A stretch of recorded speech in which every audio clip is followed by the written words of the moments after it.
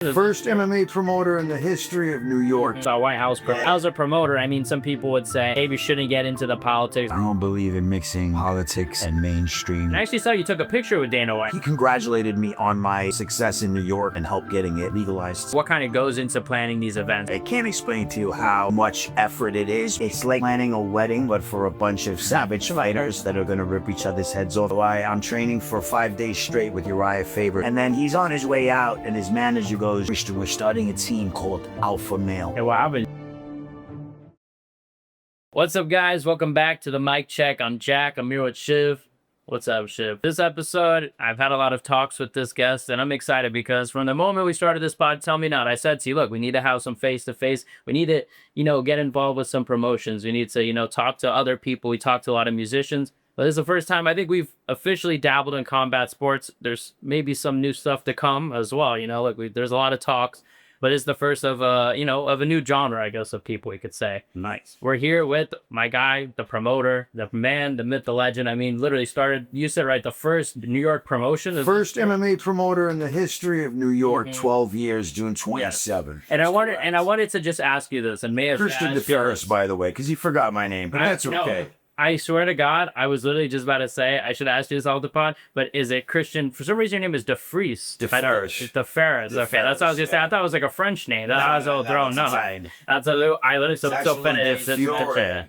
But DeFiore, but when my grandfather came over to Ellis Island, a lot of the Italians changed their name so they could get work. So Christian DeFiris. Okay. That's right. Okay. All right. Well, like I said, I mean, you're obviously a big deal. You have your own MMA organization in New York City, and I mean, the events are crazy. And I'm telling you guys, like, I've looked into these events. These aren't just, your run of the mill, you go down the street and it's just a bunch of bums fighting. No, this is legit stuff. So you have your big 12-year anniversary coming up, and that's right. I'm excited to bring you on because, look, we don't usually talk to promoters, and people don't usually talk to promoters. There's the Dana White, and what else is that? So there isn't really med. And there's me. Yeah.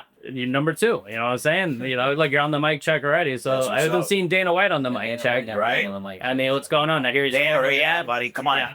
So I definitely want to ask you about MMA stuff in general, and ask you promoter-based questions from the mind of a promoter, which is, I think, interesting to get into. But like I said, you got your 12-year anniversary show. 12 years doing this. So talk about that. I mean, tell us right now, this is your moment. Why should the people watching be tuned into this event? I mean, 12 years in the making, the number one promotion in the history of New York. This is where all the best fighters come from that come out of this region. And it's going to be action-packed. We got 25 fights, 5 title fights. 25 fights in a night. Muay Thai, kickboxing, K1, and MMA. And we're featuring some of the best and brightest future stars in America right now. It's really exciting. Yeah, and one thing that you just touched on that I found interesting is it's not just like, typical, like just all MMA. It isn't like all kickboxing, there's a mix of it. And some promoters feel, I've seen a lot of promoters talk negatively about it, say, hey, I just want it to be one thing. I guess, why do you feel like it's important to represent multiple combat sports? That's actually a good question. It's because, first and foremost, I'm a martial artist and a fighter. I've been training since longer than I'd like to say, because then I'm going to give away my age. But long time. And I have titles in Muay Thai kickboxing, K1, and MMA. So it makes sense for me to represent what I've always done, And I'm a teacher. I'm a coach. I'm an instructor. And I teach Muay Thai kickboxing, K1, MMA, and Jiu-Jitsu. And I'm truly a fan of all the sports. And I wouldn't want to exclude it. And it's also to do 2 separate events, and people want to get on your card. You're like, you don't fight the right sport. Talk to me later. You know what I mean? I don't want to do that. So as long as they don't mind fighting in the cage, I'm putting them all in the cage. I'm lacing them up. I'm gloving them up, and I'm letting them go to war and showcase their skill set, man. Yeah, and I think it's interesting, too, because, like, I was talking about Dana White. It really is Dana White. I mean, obviously, there are some other... There's a lot of promotions out there. But it's the number one, and I do want to get kind of your thoughts on this, the fact that it's really just one big. But I want to first get into the fact that, like, how does being a promoter change when you're actually a fighter as well, training? Like Dana White, look, the guy has trained before, but, he's obviously mostly gambling. He was into boxing in his gym when he was younger, and he was actually a kickboxing instructor, cardio kickboxer, from Boston. But and I actually saw you took a picture with Dana White. He congratulated me on my success in New York and being there and getting the job done and help getting it legalized. So opened the door for them because they were locked out for a long time. And it was cool to meet him. I met him in Atlantic City. One of my fighters was fighting for a contract for him. We shook hands, we hung out, we went backstage, and it was cool that he knew the promotion and he had a lot of positive things to say about it. No, and especially Dana White of 10 years ago was very, even more so tapped in. Now it feels like the UFC is so much bigger, where it's like, I wonder how much involvement he has even in his own promotion. But back then, I mean, I'm sure, he was the guy. There was no what's that company that just got them with them? Yeah, TKO. TKO, yeah. And there's no TKO at the time, so it was just him running everything. So it was interesting time in the sport. It was actually right around the same time that CM Punk was transitioning into MMA. He was doing like some commentary, because I remember meeting him right around the same time and having a conversation with him. Another really cool guy who was going to do commentary on my show. Nice. But we couldn't make the numbers work. He wanted a lot. Yeah. Hey, don't worry. Look, you got 2 free. That against you guys, man. Absolutely. No, but I wanted to ask about, because also I want to fill in the viewers that maybe don't know. I mean, MMA, you might think, oh, look, people were always able to fight MMA in New York. No. Well, it wasn't even that long ago. It was literally 10 years. I didn't get to fight MMA in Europe throughout my career. Throughout my career. Yeah. And that pissed me off. It was one of the reasons why I advocated and pushed so hard to make shows here, because I was always the away guy. Yeah. So it was always me versus the hometown guy my whole life. And that sucks. Like, you want to be the hometown guy sometimes. You want to have that crowd behind you. You know what I mean? And to travel 3, 4, 5, 6, 7 hours every time you want to fight, and the other guy is down the block, it's annoying, So I wanted my guys in New York to have that hometown feeling and be the home team and not always be the away team. Yeah. And I'm glad I was successful and we got it done. Yeah, and like you said, I mean, you're definitely, I think, one of the most well-known MMA organizations in New York City. And I guess this brings me to my question. I don't mean to be, have you snitch on yourself or anything like that, but the math is a math in here. 10 years MMA in New York. Oh, no, I did it illegally. Yeah, I did it illegally. So talk about that. I mean, so basically people said I was insane because everyone here did kickboxing. No one put a cage out. Sometimes they would sneak an MMA fight in the ring, but called it combat jiu-jitsu. I actually did that a couple times, but the rule set was weird, and you had to follow all these weird rules, and you wore different gloves that were not quite boxing, but not quite MMA. Yeah. It was annoying, man. So I had to get rid of all that. I was done with that. I wasn't going to do that. And I just said, look, man, this is weird. We live in New York City. We live in New York. It's one of the capitals of the world. Why is MMA not allowed here? It doesn't make sense. Why do I have to go to Jersey? It's down the block. I gotta cross the river and I can fight, but I can't fight. Yeah, and it's crazy too to think how many records now the UFC has broken at Madison Square Garden, where look, 10 years ago you couldn't even have an event. So it's just crazy to see. So I did it. People said I was nuts. I said, look, if I get arrested, it's gonna put me on the map. It's gonna make me more famous and more well known. I'll advocate even harder. It'll start a story. It'll create a movement. So at the end of every show, I was ready for that. And shows kept going by and that wasn't happening. So I kept throwing them. You see the police, they're even enjoying the show. Oh, yeah. Oh, absolutely. Okay. I've had guys pull up as me doing a martial arts tournament. Yeah. So it worked out. After about 2.5 years, I got a call from the athletic commission, said, hey, you see what you're doing? I'm like, oh, here we go. And they're like, nah, we're going to make a rule set. We're going to legalize it. Send in your application. You're going to be one of the first guys to get to the promoting license. And I was, and I got, it was great. And ever since then, they take a bunch of my money. Yeah. That's very interesting. The cost is now double. You missed the illegal days, huh? Yeah, I'm just glad I got to create a whole industry in New York. Yeah. And now there's many promotions and there's many people that feed their family and take care of their bills because of something that I put forward and I got started. And that makes me feel good. Even though these people are technically my competitors, it's all right. Healthy competition always makes everything better. You know what I mean? Yeah. I'll get a little lazy for a little while being on top by myself. So yeah, it's good to have some people nipping at me because it keeps me on my toes. Yeah, some people trying to sign the same fighters. Yeah. I beast all of it. At the end of the day, ECF is a household name in New York. So when you're the first to ever do something and the longest to ever do it and you never stop, can't stop that momentum. No matter how hard they try. And there's history too behind it. You know what I'm saying? It's like, you're not just fighting for some organization. It's like, now the first MMA organization in New York. And not only that, they were doing this before it was like spearheaded it. Yeah. Legalized. You know what I mean? Yeah. I put my neck out there for everybody, you know, and I'm glad it worked out, and I'm glad it's as successful as it is for everyone. Shout out to all my other promoters in New York. Yeah, shout out to We're all family, whether you like it or not. yeah. Maybe me and like a little family rivalry in a way. You know, let's get together. You know, man, you know, I'm good with it. Yeah. I'm good. Everybody could eat. I'm not a greedy guy. So talk to me about like what kind of goes into planning these events, right? So you had this Oh my God. You have no idea. No one knows. Yeah. I can't explain to you how much effort it is. Besides, it's like planning a wedding, but for a bunch of savage fighters that are going to rip each other's heads off in a cage because of, from the lighting to the music to the cage to the setup to the tickets to the fighters being on weight, medicals in, MMA licenses in, posters being made. I mean, there's so many intricate parts to make a successful event and to make it big that people don't realize how much work actually goes into it, especially the matchmaking, man. You know, I'm really big on good matchmaking. Yeah. That's why people like my show.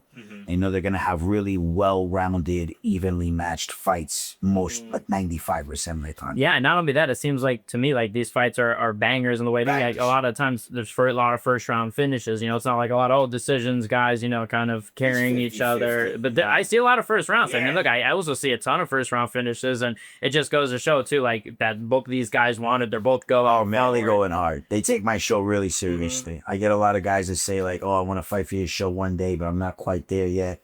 I'll work my way up." And I'm like, "Bro, you can do it." You know what I mean? Like, you don't gotta. I'm not the UFC. You know what I mean? Yeah. That's what you gotta work for. This is where your proving grounds are. Yeah. So you get your feet wet and you really figure out, is this for you? Yeah. Or is this something you just kind of want to do a couple times and put it on Instagram? You know? Yeah. So how is the process of matchmaking? Like, how do you look into like someone's resume, or like, you know, what is, I guess, your process to make sure that these matchups are even?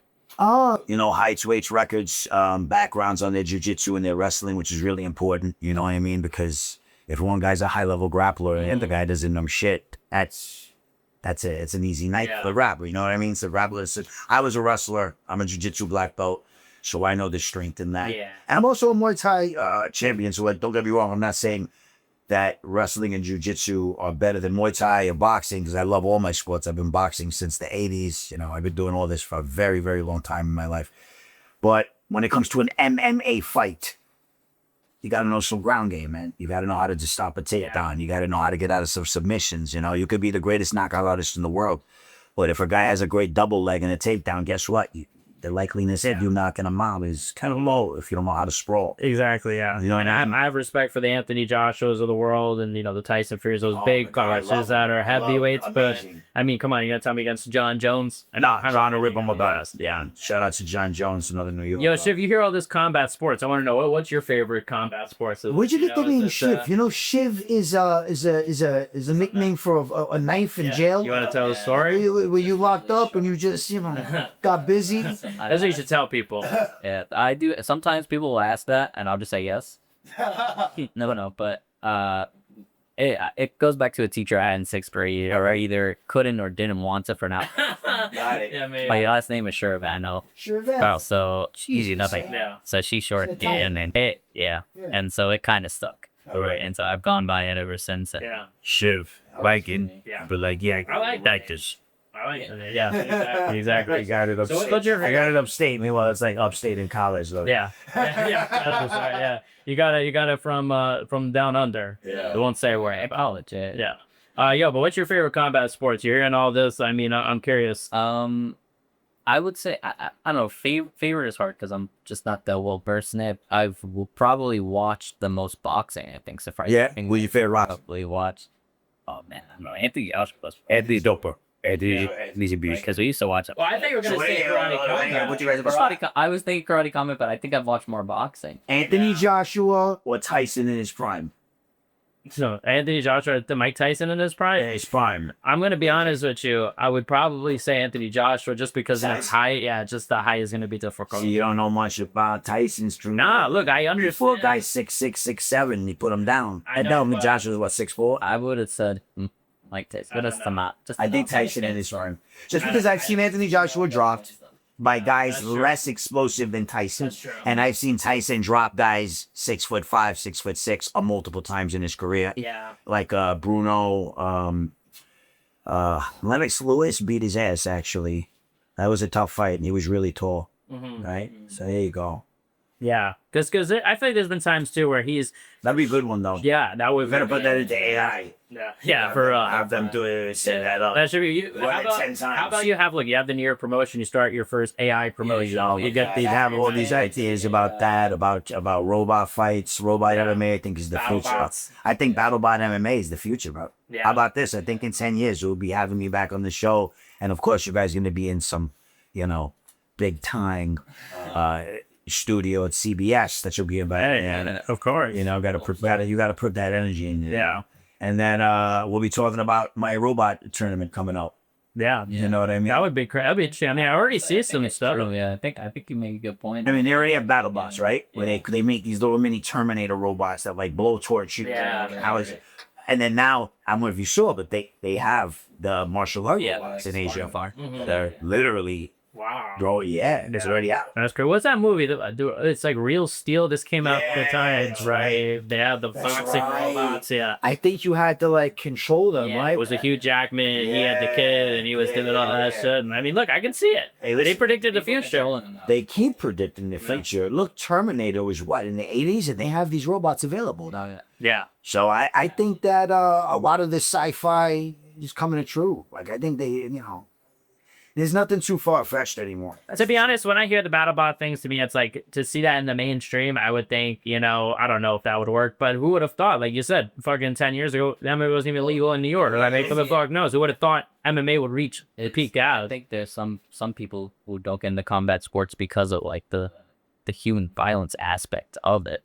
Yeah. That's something they can't stomach. Whatever. When it's just a robot getting beat up, a lot more people could be.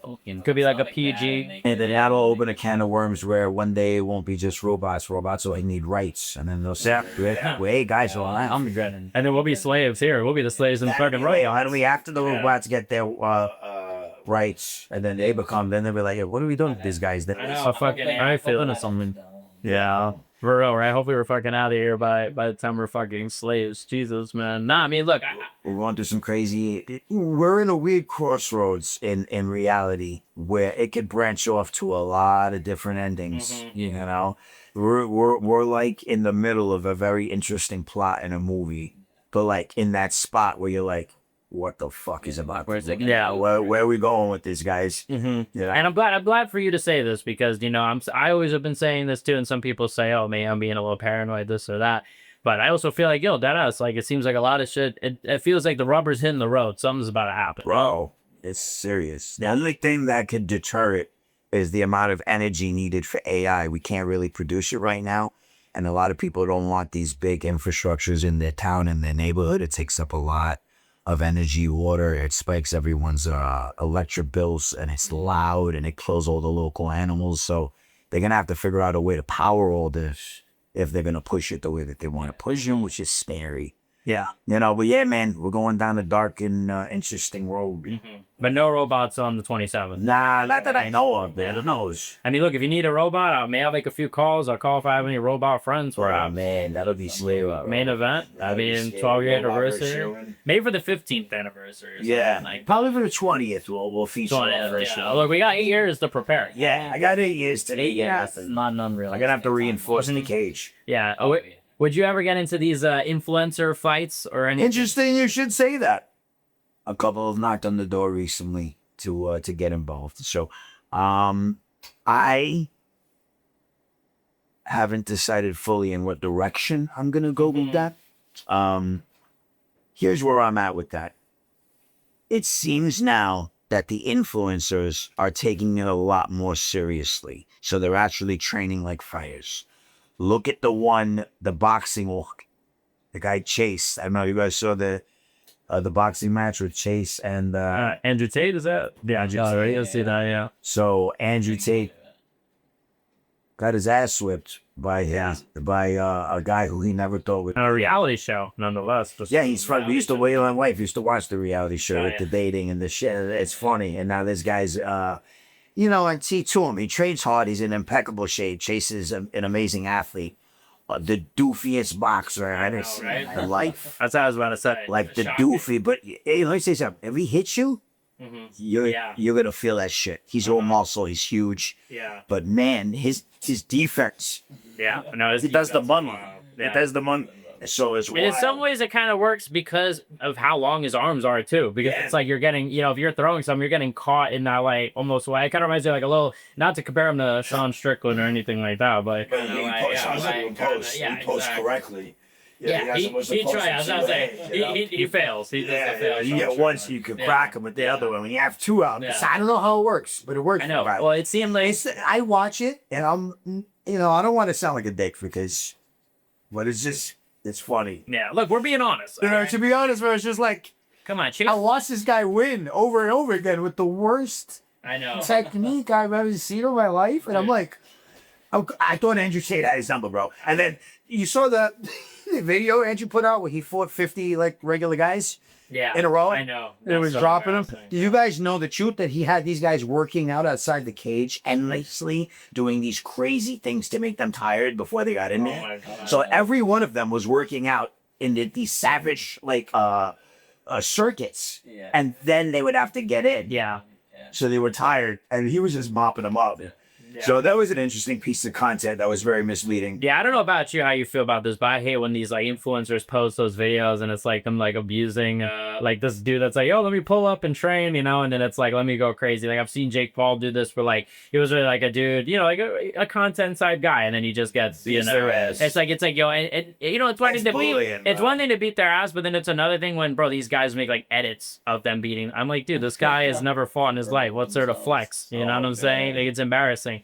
So I agree with you. A lot of the influence, and that's what I want to ask you, because some people say, oh, that's kind of I'm not going into that. Or I kind of am more in the middle where I think, look, at the end of the day, like you said, if these guys are taking it serious, if this is a legit matchup where it's a fair fight, oh, go for it. What the fuck was this? And I would put influencer versus an influence, that they're both training hard for it and taking it seriously. Exactly. That I would do. But I'm not going to put an influence in with one of my guys that'll mop them up in a second. They'll look kind of silly. Yeah. It's interesting. I'll bring it back to, so like the first inkling of this, if you guys really recall, was when CM Punk went from wrestling somehow went straight into the UFC. And then they were putting him against low-level real fighters. Yeah. Have you watched them? Oh, yeah. They were massive. They were rough to look at. You know what I mean? And that's what you want to stay away from. Yeah. You know what I mean? Exactly. You don't want to get somebody hurt either. I'm not into like setting guys up to get hurt. Very nice of you, because one could say as a promoter that you could say, you know what, let me get these influencer guys against one of my champions, let them absolutely dominate him, and say, look how great my guy is. You know, that could be the more business move. You know, that ain't me though. But that's good. No, and that I think shows. And I think people watching this like to hear that, because, look, I think we hear a lot of these promotions like, come on, you know, the UFC that did that to CM Punk was of 10 years ago. Yeah. Maybe today they probably would have given him. In the UFC's defense, he was like advocating how hard he was training. He's such a badass. And they gave him They gave him a couple shots. Yeah, and they gave him a couple shots at it, and then they were like, you know, you saw it short. I'll never book this guy again. Yeah.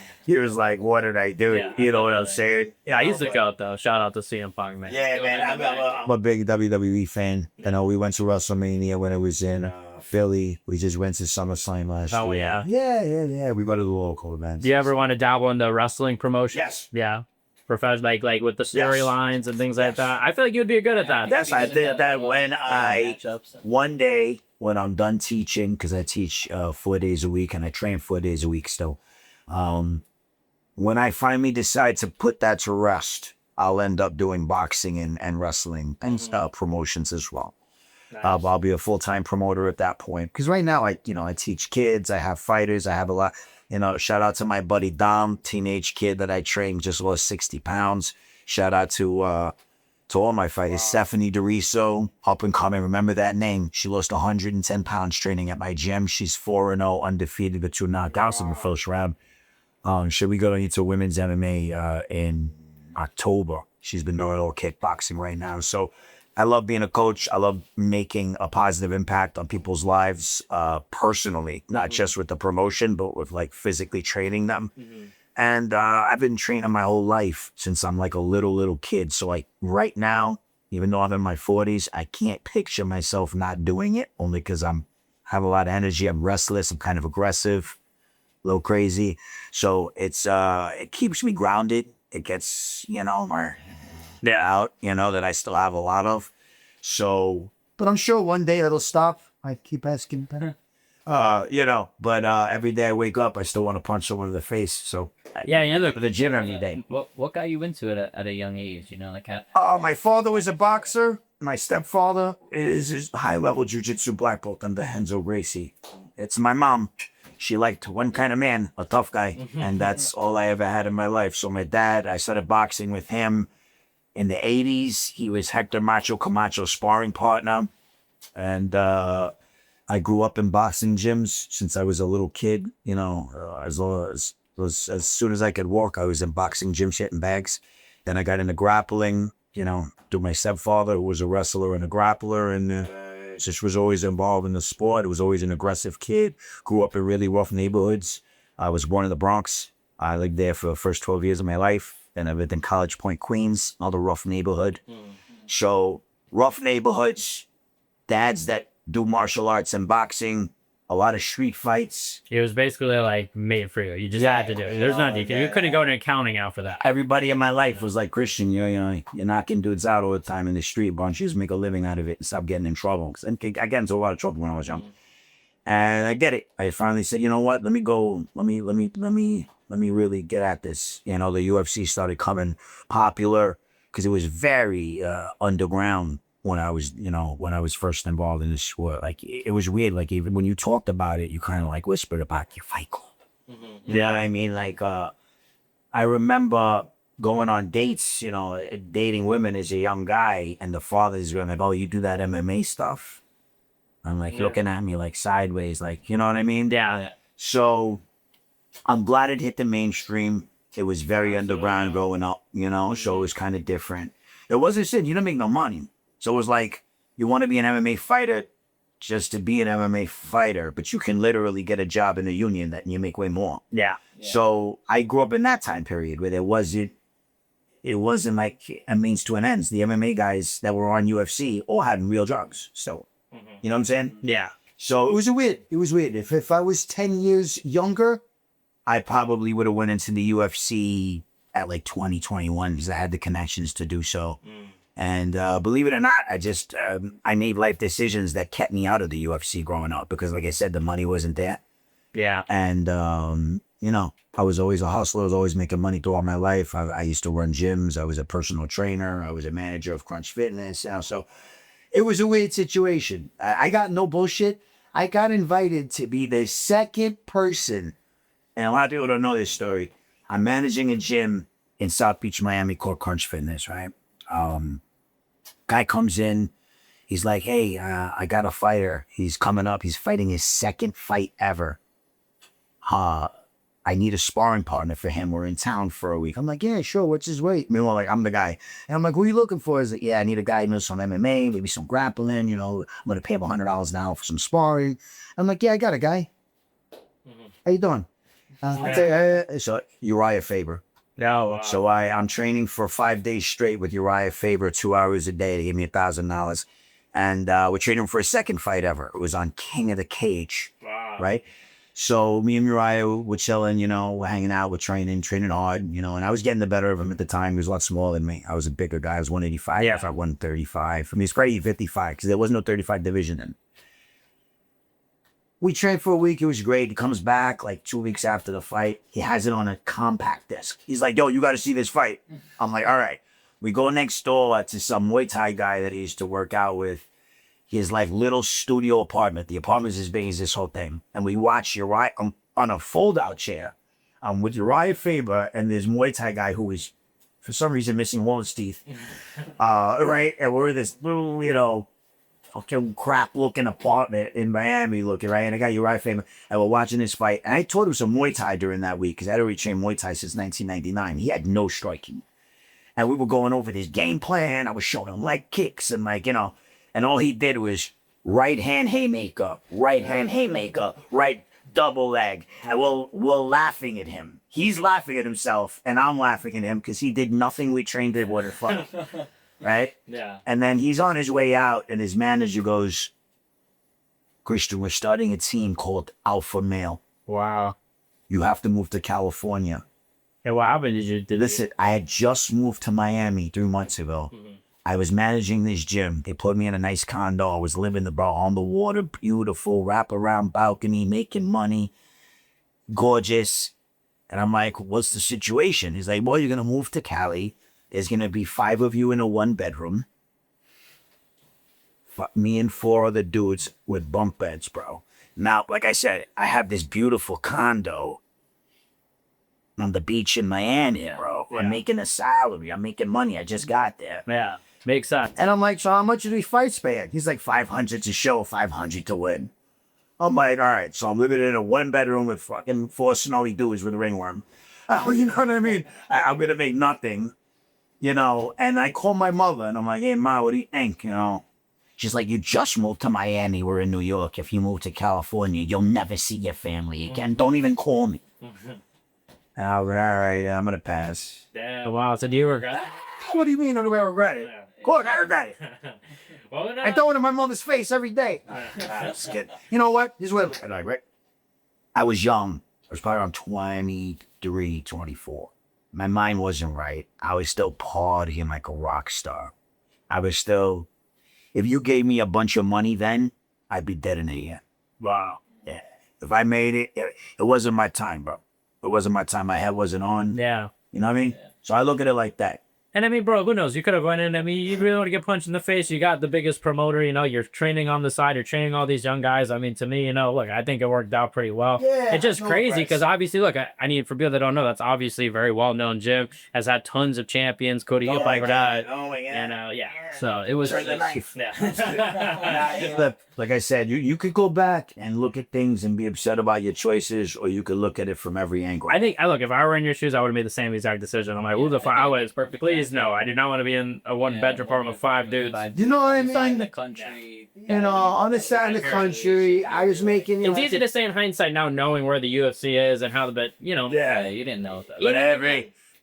But it was interesting growing like throughout the years watching Alpha Male grow. yeah, Yeah. That was like, oh boy, yeah, oh boy, yeah.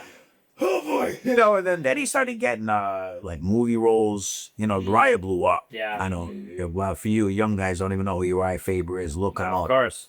The guy fought 155, weighing 140, soaking wet. Mm-hmm. And you know they opened up the lighter divisions because of guys like him. You know, Yeah. There was no. I don't know if you guys remember. There was 55 was it. No. There was nothing under it. Right? There was no women then. There's Yeah. no 25, 35, or 45. It was 155 and up at the time. So interesting time. Like I said, bro, I've been around since the beginning of the sport. I was the water boy from one of Matt Serra's underground open palm MMA fights back at the Vanderbilt in the early 90s. I must have been like 11 or 12. My stepfather, Braulio, shout out to Braulio, Professor Braulio, was cornering with Rodrigo Gracie, and I was their head in the mortar bottles. And this was open palm, no glove MMA in a ring. Because like I said, no one put a cage before me. Yeah. So it was in a ring.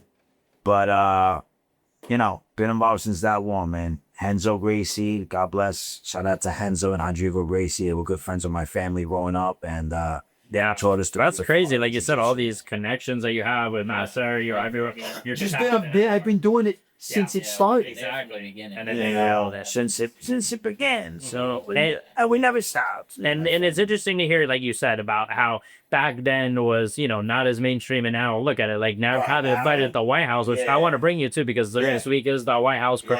As a promoter, I mean, some people would say, hey, you shouldn't get into the politics of all. Some people say, yo, it's a fight at the White House. It's a one-of-one opportunity. You fucking take it. Like, where do you stand on that?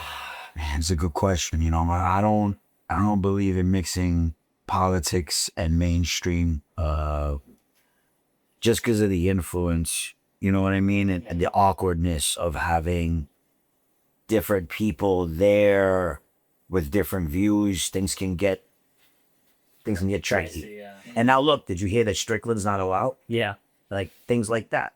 Things like that, not for me. Yeah, and obviously Sean Strickland, champion UFC, Champion, literally UFC. can't go because he's criticized Trump, criticized, Israel and things like that. So now he's not allowed to go to this event, which he's an American champ, which is crazy. Dream venue, the Coliseum in it. Yeah, well, I think I've heard Dana White talk about wanting to do that at some point. It's got to happen. Yeah. Well, he talked about doing that for weirdly enough, Elon Musk versus Mark Zuckerberg, but I'm like, yo, come on, there could be. You were gonna waste that venue on that? I feel like there could be a better fight. Come on, man. I mean, I'll say this about the White House card. I do agree. Like, I like the card. I think that's a really good card. People are criticizing it. I think that people are kind of a little overhating a bit. I think it's a great card. Like the main and co-main event alone, crazy that is there.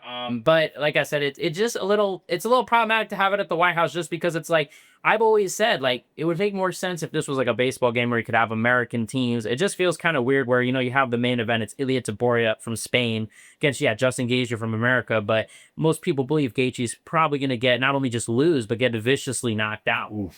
You know what I'm saying? So, like, that's what the odds are saying. Upset could happen, odds can. But I think that's what's going to happen, too. Remember, now with the betting, right? Betting changed a lot of things with the sport. You know what I mean? So... Well, do you think Gaethje has a chance? There's a chance against anybody.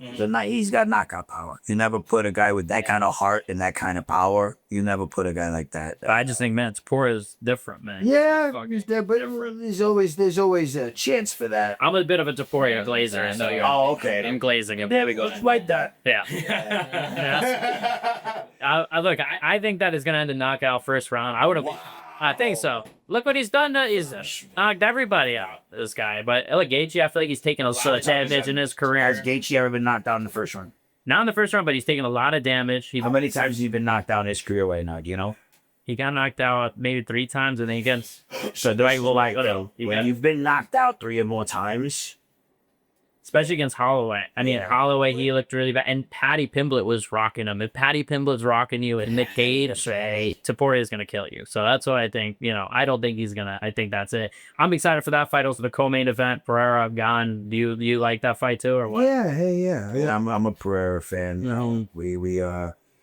I think he's a great guy. Got great power. The amount of power he possesses is insane. He could fight heavyweight. You know what I mean? So I'm a fan of it. Yeah, other people, Sean O'Malley on the card as well. Sure. I think his have you seen his training videos on Instagram? Yeah, well, I've seen it. They're hysterical with him in his robe. Yeah. Jogging around.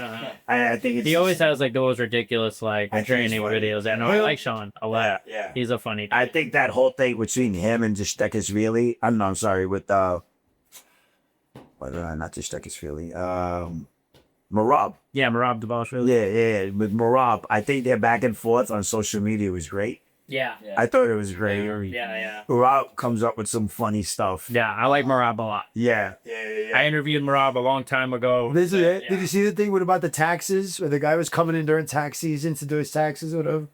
He's like, if I tap you out, you're going to do my taxes for free. No, I didn't. Let's go into the break room. Right? And the break room was like an MMA room. Yeah. And so then the guy's like, I won. And he's like, and then they're waking the guy up because he's really unconscious, dreaming that he won. Oh, man. I actually was more of a Merab supporter rather than Sean. I was actually supporting Merab because I like Merab a lot. Obviously, New York, too. So I was training Taj, the Black Spartan, Abdul Hakim. Shout out to Taj. He was one of my students that was making his run. And while he was on the Ring of Combat, big shout out to Lou Neglia, my promoter, one of the biggest promoters in history, coming out of New York. We were on the Ring of Combat in Atlantic City, and I think about 5 or 6 fights, Merab was backstage. We were always on the same cards. And I knew Merab was going to be a beast. Like, I predicted this way before a lot of people did, just because I saw the talent firsthand and I knew what a great wrestler he was. And being a wrestler, I always favor the wrestlers. So I'm glad to see that he got his flowers. And yeah, I mean, a lot of people have said that, that trained with him. I had heard even years before he came to champ, this guy is different. This guy's another level. Yeah, and out to see it actually kind of come to fruition is crazy. You think he's going to beat Jan in the rematch or what? Yeah. You think so? Yeah. So what do you think the last one was because it was too fast or? Yeah, I think that when you become a champion on that level, it takes some settling into, right? You're making all these social media things now. You're making all these appearances. You make the ass extra money.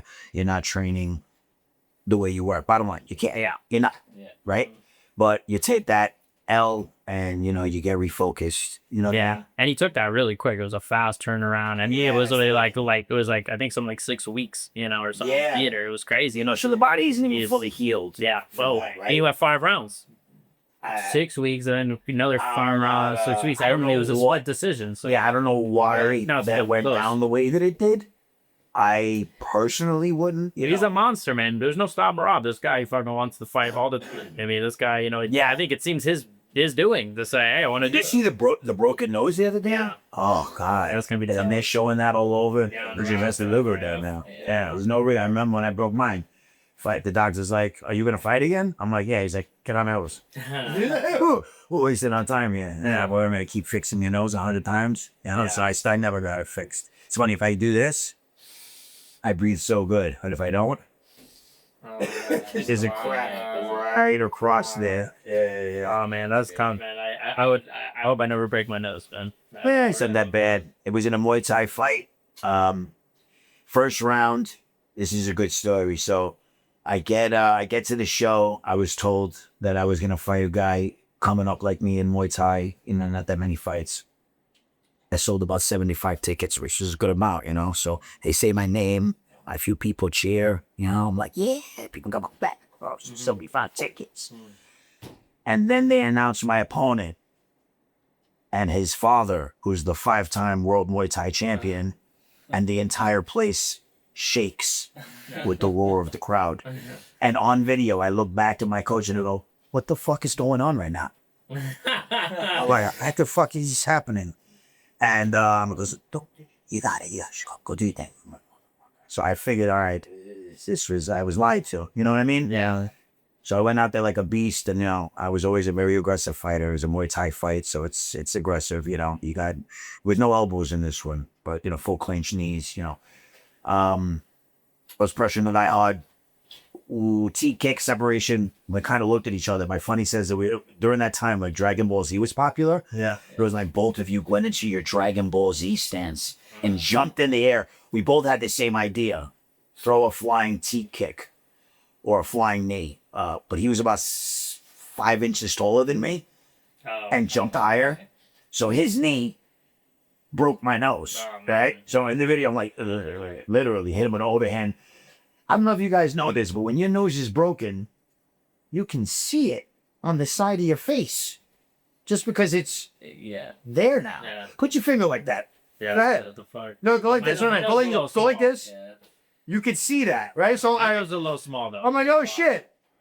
In my head, I'm like, I'm pretty sure that's my nose over there, So I'm like, fuck. So round ends, and I won the round. I was very aggressive, and I sit in my corner, and the coach goes, your nose is on the side of your face. And I'm like, oh shit. I thought so. I was like, he's like, the doctor's coming to look at you. What do you want me to do? He's like, if you let that rock, they might stop it. And I'm like, well, then do what you got to do. He's like, bite your mouthpiece. He grabs my nose like an old grandfather and goes, all right, clock. And then all I feel is blood go down the back of my throat. I spit it into the bucket, like down on my mouthpiece. And I win, baby! Yeah, no, but At least you won, man. I put the guy down 3 times. He got up every time. It went to a unanimous decision. I won it. And then it's funny because at the end, instead of like having our arms raised, the both of us are hanging over the top rope looking at each other. And we're like, and I told the guy backstage, he ended up being, that was his 14th fight. And that was my 3rd fight. Wow. And that's when I figured out. So you were good. Right then and there, I figured out that right there, it opened my eyes to what the industry was, because my coach at the time accepted that.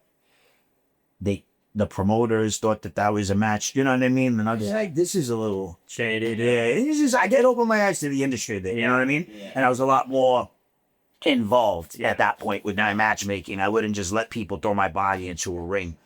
And all these things, all my experiences, having to fight in other states, having situations like that occur. Like my first MMA fight, I went against a guy. First MMA fight, I go against a guy who's got like 8 MMA fights. He's a purple belt. You know, it's my first fight. Knocked him out in 7 seconds. Thank you. One of the fastest knockouts for many years on Ring of Combat. But all these things made me really want to get into the business aspect of it. Yeah. You know what I mean? And yeah, it's just I just had for some reason, the more I fought, the more I knew I wanted to be a promoter. I don't know why, but I thought I was gonna do it. I thought my first show would have been when I'm my age now. I didn't think my career was gonna end as abruptly as it did. Yeah. So like I ended up being, I think I was the youngest promoter in probably history. I was only like 33. Yeah. And I started this promotion up. You know, I don't know. I don't know ages of promoters, but it seems now That's young. Yeah. it seemed kind of young. Yeah, and look, I love the passion. Obviously, like you have the sport, you trained in the sport, you literally promote in the sport. So my last question is you, we're literally dedicated. Had literally your family a part of the sport. So you're just literally like entrenched in this. So I want to ask you this is my last question. I'll pass it to Chiv. Because like I'm curious to see with these now, we're seeing more MMA organizations, I feel like, than ever. I feel like the past few years it's kind of been a little barren, but now we're seeing like Jake Paul's MMA organization putting on events on Netflix. We're seeing Shout out to Amanda Serrano. She was actually my MMA student for 2 years. Wow, Now they cornered her at Barclays at boxing 3 different times. Cindy, shout out to Cindy Serrano, the Serrano sisters. I love you guys. Shout out to Jordan, the manager. Shout out to the I love that. And I love this from Puerto Rico. Who did her thing, man, and I love that girl, and she's an amazing fighter. So when you mentioned it, no, look, I don't blame you because she deserves a shout. She's the GOAT, baby. Yeah, 1,000%. I love her. I'm more of a She used to come to the shows. She was at my shows for about 3 years. She would always be at my shows. I was training her. I was friends with her and stuff. You know, people grow apart after a while. She's with all the big money now with Jake Paul. We had a dope. She could have been main event in the 12-year anniversary. We were gonna do at the time. We were discussing her doing a Muay Thai fight in my show. Yeah, you know, not MMA, but you know, it's all right. You know, it didn't work out, but it was a pleasure spending that time with her and having that experience and being able to be live on at Barclays. I guess in Showtime she fought. I was cornering. I was like her water, like the sled off. That's insane. Now, but that was a cool experience, and Devontae Wilder was the main event that night, so that was pretty cool to be involved in all that, you know, the boxing. That's when I realized, oh shit, I think I want to do boxing. Yeah. So at that point is when I decided I will become a boxing promoter eventually. Oh, so you're gonna do triple wrestling? Yeah, that's gonna be it. Once I put the school, you know, once I give my school to one of my students to take over my legacy, I'll go full time into promotions and I'll do boxing. And possibly the pro wrestling as well. And with this talk of promotion, that's what I actually wanted to ask you about was now we're seeing, like I said, Jake Paul's promotion. Now they're putting on events on Netflix. It seems like for a while it was just UFC. No one could touch the UFC. And even though it doesn't feel like anybody's necessarily close to touching the UFC, it does feel like maybe now there is one. Yeah. Well, one, yeah, but I wouldn't say they're touching the UFC per se. Like they are doing their thing. Shout out to one, but there's also talk to them, you know, being in debt. You know, you wonder how long they're gonna be. I wonder if I worry for that, but also PFL now they're talking about leaving ESPN, maybe signing, I heard, with Netflix or with another organization. I don't think Netflix will work out, in my opinion, or they might not even get resold, whatever. Yeah. But there's a lot of different promotions, so I want to know from your perspective as a promoter, do you feel like that anybody could be on the same level of the UFC, beat the UFC? I mean, they go because of the way, the backing and the way that they've positioned themselves, anytime a promotion in history has come close, they buy them out. Right. So I'm not sure how far back you go in the sport, but they've got out many promotions that start to make a name. I'm saying it's funny you say that because like my goal was to get bought out by them because you know you ain't gonna go to war with them, bro. You ain't gonna win.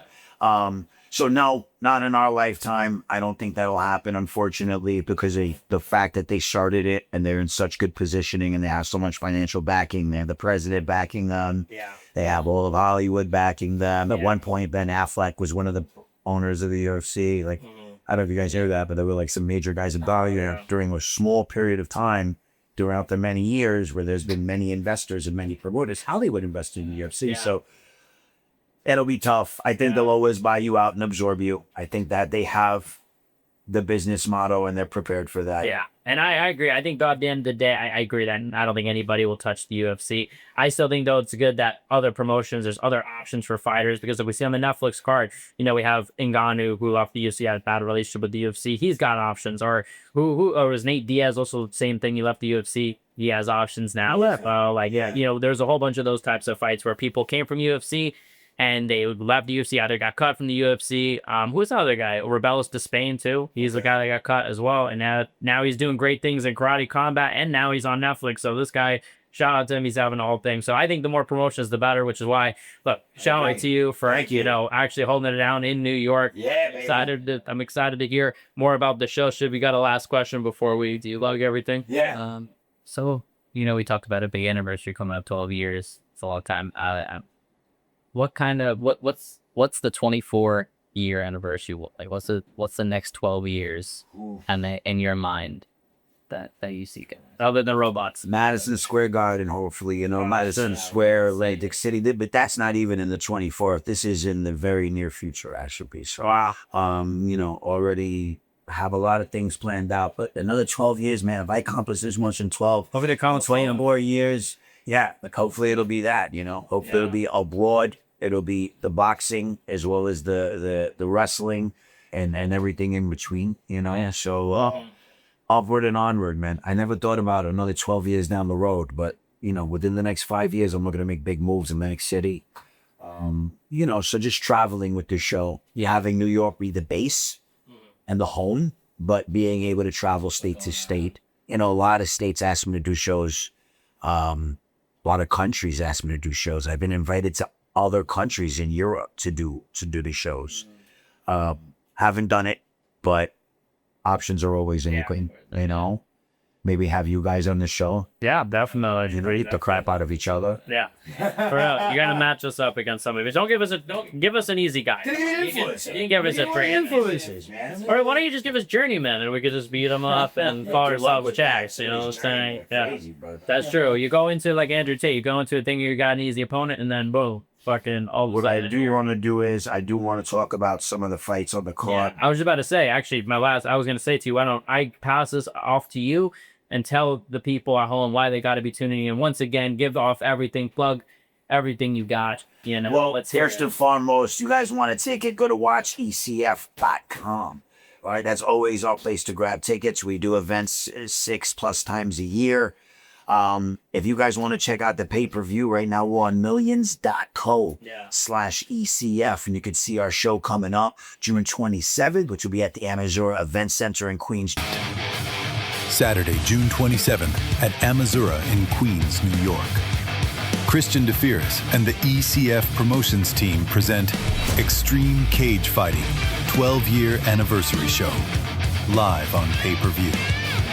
One of the biggest events in ECF history, featuring elite MMA, kickboxing, and Muay Thai action, with top-tier talent ready to deliver an unforgettable night inside the cage.